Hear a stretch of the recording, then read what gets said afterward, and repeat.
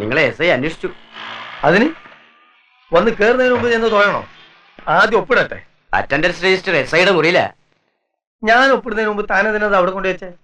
കൊയ്നാരെ വിടുക്കനാവരുത് കേട്ടോ. കാര്യം എന്നെക്കാൾ സർവീസ് ഉണ്ടായിരിക്കും തനിക്ക്. പക്ഷെ താൻ വെറും ഒരു ഹെഡ് കോൺസ്റ്റബിൾ മാത്രമാണ്. ഞാൻ ASI അത് ഓർമ്മ വെച്ചോളൂ കേട്ടോ.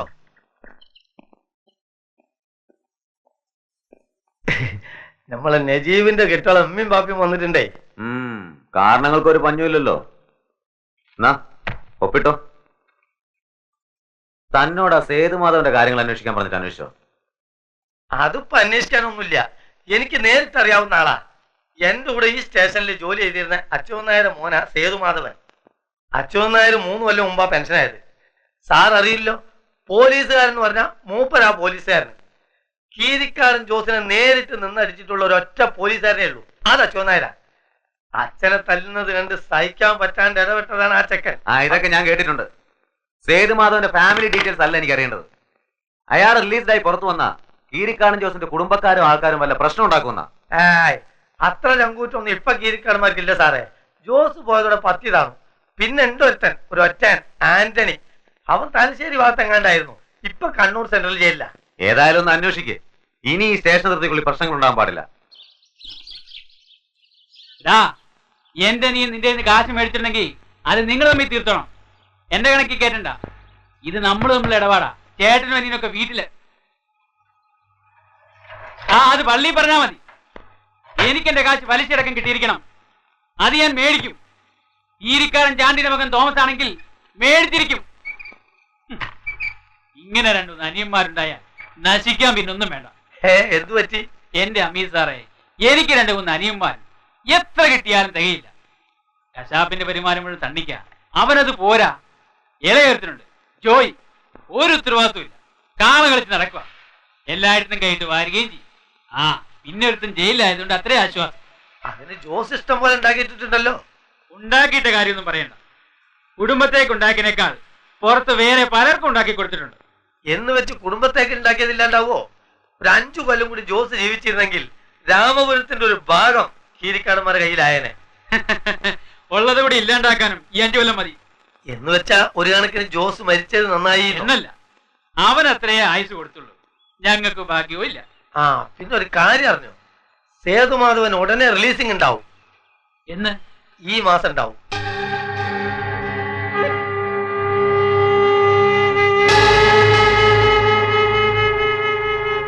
കഴിഞ്ഞത് കഴിഞ്ഞു. ഇനി അതിന്റെ പേരിൽ ഒരു വിഷമം ഉണ്ടാക്കാണ്ടിരിക്കാൻ നല്ലത്. SI ജോൺ മാത്യുവിന് അറിയാലോ, എന്തെങ്കിലും ഒരു പ്രശ്നം ഉണ്ടായ എല്ലൊടിച്ചാളിന്നാ പറഞ്ഞേ. ഞാൻ നമ്മൾ തമ്മിലുള്ള സ്നേഹം കൊണ്ട് പറഞ്ഞേ ഉള്ളൂ. എന്റെ അനിയനെ അവൻ കൊന്നു. ഞങ്ങൾ കുശിനും ചോണയൊന്നും ഇല്ലാഞ്ഞിട്ടല്ല, ക്ഷമിച്ചതാ. അതുകൊണ്ട് കീരിക്കാടന്മാർ വാലും ചുട്ടിരിക്കാന്ന് വിചാരിച്ച് മെക്കിട്ട് കയറിയ കഷ്ണമാക്കും.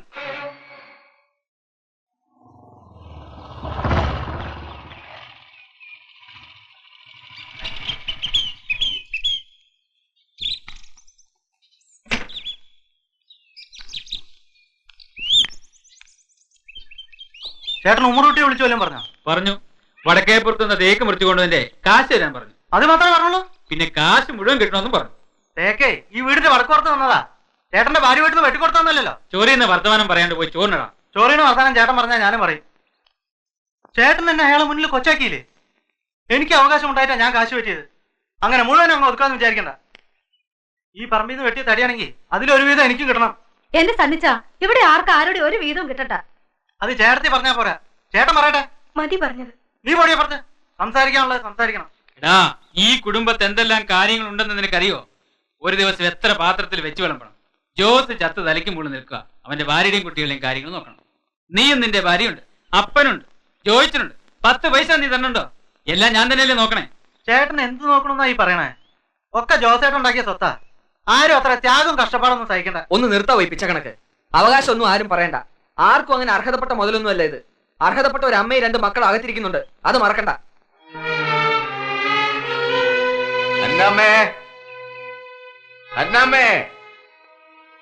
അപ്പനെന്നെ വിളിച്ചു.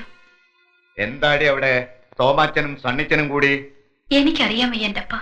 കാശിന്റെ കാര്യ വല്യപ്പച്ച. എനിക്ക് തോന്നി. അന്നാമ്മേ, നീ സൂക്ഷിച്ചു നിന്നോളണം. 2 പെമ്മക്കളാ. അല്ലെങ്കിൽ എന്റെ കാലം കഴിഞ്ഞ അവന്മാര് നിങ്ങളെ പറപറത്തും. ഞാനും എന്റെ മക്കളും എന്ത് ചെയ്യാനാണപ്പാ? ഞങ്ങൾ ഇന്നിവിടെ അധികപ്പറ്റ. എന്റെ മക്കളൊപ്പം ജീവിച്ചിരിപ്പുണ്ടായിരുന്നെങ്കിൽ. സ്വത്തും പണവും കണ്ടപ്പോ കണ്ണു കാണാണ്ടായി. എന്റെ ജോസുമോൻ ജീവൻ കൊടുത്തുണ്ടാക്കിയതാ. എത്ര ചോര ഒഴുക്കിയതാ അവൻ. അന്ന് ഇവന്മാരൊക്കെ ചൊറിയും കുത്തി നടക്കുകയായിരുന്നു. എന്നിട്ട് അവനെ പട്ടിയെപ്പോലെ തല്ലി കൊന്നപ്പോ ആരടാന്ന് ചോദിക്കാൻ പോലും ഈ വിനോദകന്മാർക്ക് പറ്റിയില്ല. ഈ കട്ടിലിൽ നിന്ന് ഒന്നെണീക്കാൻ പറ്റിയിരുന്നെങ്കിൽ കൊന്നവന്റെ കൊടലെടുത്ത് ഞാൻ മാലയിട്ടേനെ. എന്റെ ജോസുമോൻ അവനൊരാണായിരുന്നു. ചങ്കുറപ്പുള്ള ആൺകുട്ടി. എല്ലാം തകർത്തു. എന്റെ മക്കൾ അനാഥരായി. എന്റെ ജീവിതം, എന്റെ കുടുംബം എല്ലാം പോയി. വിടില്ല ഞാൻ, നിന്നെ ഞാൻ വിടില്ലടാ. ചെയ്തൂട്ടാ സ്വപ്നം കണ്ട് പേടിച്ചിട്ടുണ്ടാവും. അവനിതിടയ്ക്ക് ഉള്ളതാ. കിടക്കണില്ലേ? നീ കിടന്നോ, എനിക്കൊന്നും ഓർക്കാൻ പറ്റില്ല.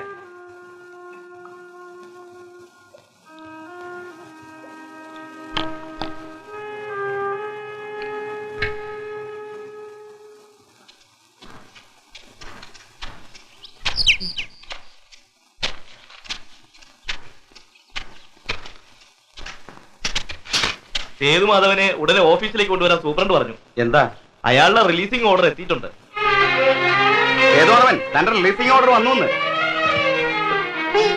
ചെയ്തൂട്ടാ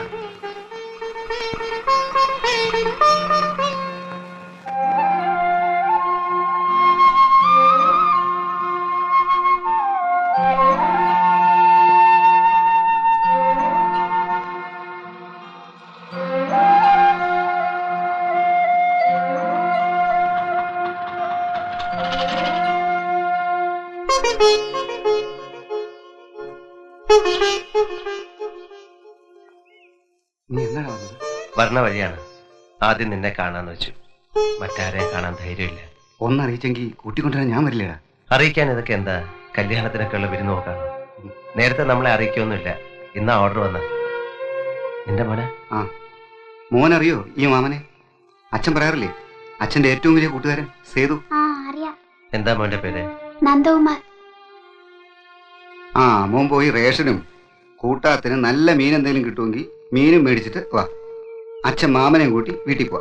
എന്നാ മോനി ഓട്ടോയിൽ പോക്കോ, റോഡിൽ ഇറങ്ങാം. വാ. എത്രയായി? 14 രൂപ.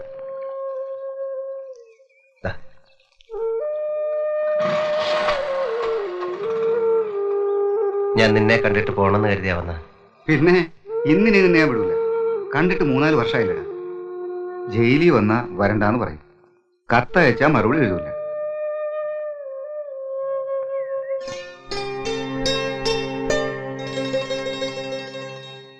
ഈ ലോകത്തിന്റെ സുഖവും ഭംഗിയൊക്കെ അറിയണമെങ്കിൽ കുറച്ചാൾ ജയിലിൽ കിടക്കണം.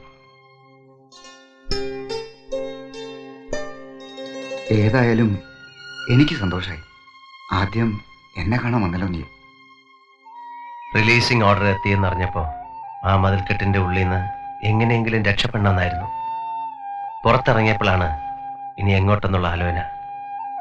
എന്നെ കണ്ടാൽ മുഖം തിരിക്കാത്തവരാരൊക്കെ ഉണ്ടെന്ന് എനിക്കറിയില്ല. എന്നാലും നീ ഉണ്ടാവുമെന്ന് തോന്നി. ഞാൻ എന്നും ആലോചിക്കുന്നതിനെ പറ്റി. നമ്മൾ ഈ വഴി സ്കൂളിൽ പോയതും കളിച്ചതും വളർന്നതും ഒക്കെ. ഓർമ്മയുണ്ടോ ഈ പാലം? ദേവിയെ കാത്ത് നമ്മളിവിടെ വന്നിരിക്കാറുള്ളത്.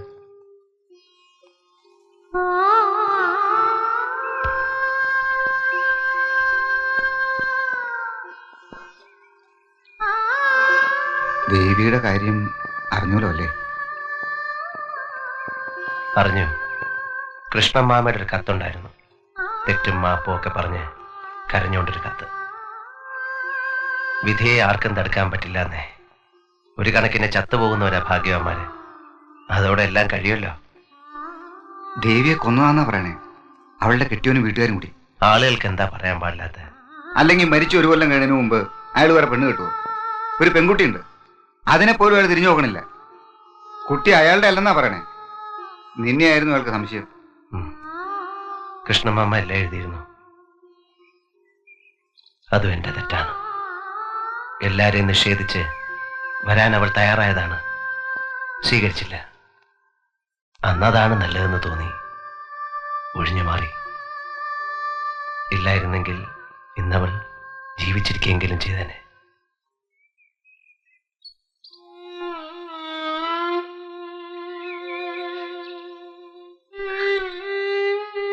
ഇന്ന് ജാമ്യത്തിലിറങ്ങി.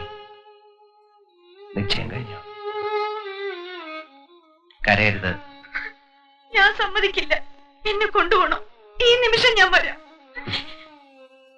എന്നിട്ട് നമുക്ക് ഒരുമിച്ച് ജീവിക്കണം. അത് നടക്കില്ല. ഞാൻ തയ്യാറില്ല. എനിക്കെല്ലാം നഷ്ടപ്പെടുകയാണ്. നീ എനിക്ക് നഷ്ടപ്പെടണം. മുത്തശ്ശി മരിച്ചപ്പോ ഞാൻ തറവാട്ടിൽ പോയിരുന്നു. അന്ന് അച്ഛനെയും അമ്മയും രമേശനെയും ലതയൊക്കെ കണ്ടിരുന്നു. നിന്നെ പോയി കാണാറുണ്ടോയെന്ന് ഞാൻ അച്ഛനോട് ചോദിച്ചു. മറുപടി ഒന്നും പറഞ്ഞില്ല. പിന്നെ ഞാനൊന്നും ചോദിച്ചില്ല. തുടക്കത്തിൽ 4-5 പ്രാവശ്യം അച്ഛൻ ജയിലിൽ വന്നിരുന്നു. വന്നാ മിണ്ടാതെ അങ്ങനെ ഇരിക്കും. ചോദിച്ചാൽ എന്തെങ്കിലും പറയും. പെൻഷൻ ആയതിനു ശേഷം വന്നിട്ടില്ല. ഇടയ്ക്ക് ലത 2 വരി കുറിച്ചിടും. ലത ഇപ്പൊ നാടകത്തിൽ അഭിനയിക്കാൻ പോവാന്ന് കേട്ടു. അടുക്കളയും പാത്രങ്ങളും കിണറ്റ് വെള്ളമായിട്ടൊക്കെ നടന്ന പെണ്ണ. അതിനുശേഷം അച്ഛൻ എന്നെ വന്ന് കാണാണ്ടായത്. ഞാൻ ചോദിക്കുന്നത് പേടിച്ചിട്ടാവും. പെൻഷൻ പറ്റിയപ്പോൾ കിട്ടിയത് കൊണ്ട് രാമപുരത്ത് വീട് വെക്കേണ്ട ഒരു കാര്യം ഉണ്ടായിരുന്നില്ല. എന്നാൽ അത് പൂർത്തിയാക്കാൻ പറ്റിയോ? അതുമില്ല. തറവാട്ടിലിപ്പോൾ കൃഷ്ണമാനും അമ്മായി മാത്രമേ ഉള്ളൂ. അവിടെ വന്ന് താമസിക്കാം. കിട്ടിയ കാശ് കൊണ്ട് ലതയുടെ കല്യാണം നടത്തായിരുന്നു. പിന്നെ എന്തെങ്കിലും ഒരു പെട്ടിക്കടയോ മറ്റോ തുടങ്ങായിരുന്നു. അച്ഛനെ നിനക്കറിയില്ലേ? ആരുടെ മുമ്പിലും തലകുനിക്കില്ല. കൃഷ്ണമാമൻ എപ്പോഴും പറയും, നിന്റെ അച്ഛൻ അഭിമാനിയല്ല, ദുരഭിമാനിയാണ്. അങ്ങനെയുള്ള ഒരാള് അമ്മയുടെ തറവാട്ടിൽ വന്നിക്കോ? മോളെ നാടകത്തിന് വിടുന്നത് അഭിമാനാണോ? എനിക്കറിയില്ല അച്ഛനിതെങ്ങനെ സഹിക്കണമെന്ന്. ഇതൊന്നും കാണണ്ടെന്നും കേൾക്കണ്ടെന്നും വെച്ച പരോള് പോലും ഞാൻ വേണ്ടെന്ന് വെച്ചത്. 8 കൊല്ലം തടവ് ശരിക്കും അനുഭവിച്ചു. ഞാൻ എന്നെ ശിക്ഷിക്കുകയായിരുന്നു. നീ വിഷമിക്കൊന്നും വേണ്ട, ഒക്കെ ശരിയാവും. ഇല്ല, പോയതൊന്നും തിരിച്ചു പിടിക്കാൻ പറ്റുമെന്ന് തോന്നുന്നില്ല. ഞാനൊരുത്തൻ മൂലം എത്ര ജീവിതങ്ങളാണ് പാളിപ്പോയത്. ഇങ്ങനെയൊക്കെ സംഭവിച്ചത് നിന്റെ കുറ്റം കൊണ്ടല്ലല്ലോ. പിന്നെ ആരുടെയാണ് കുറ്റം? ജോസിനെ കൊന്നത് കുറ്റമല്ലേ? ഒന്നും എനിക്ക് ഓർമ്മയില്ല. പക്ഷെ ചോരയുടെ പച്ചവളം ഇപ്പോഴും മൂക്കിന്ന് പോയിട്ടില്ല. പിന്നെ അയാളുടെ കരച്ചിലും.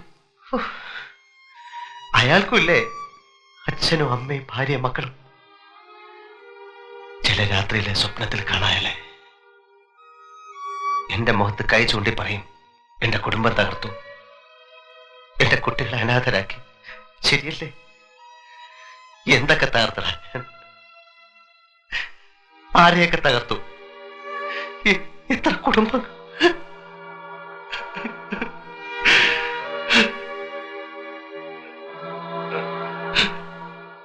സേതു,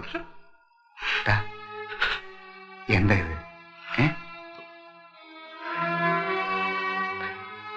5-8 കൊല്ലമായി ഉള്ളി കിടന്ന് തിങ്ങായിരുന്നു.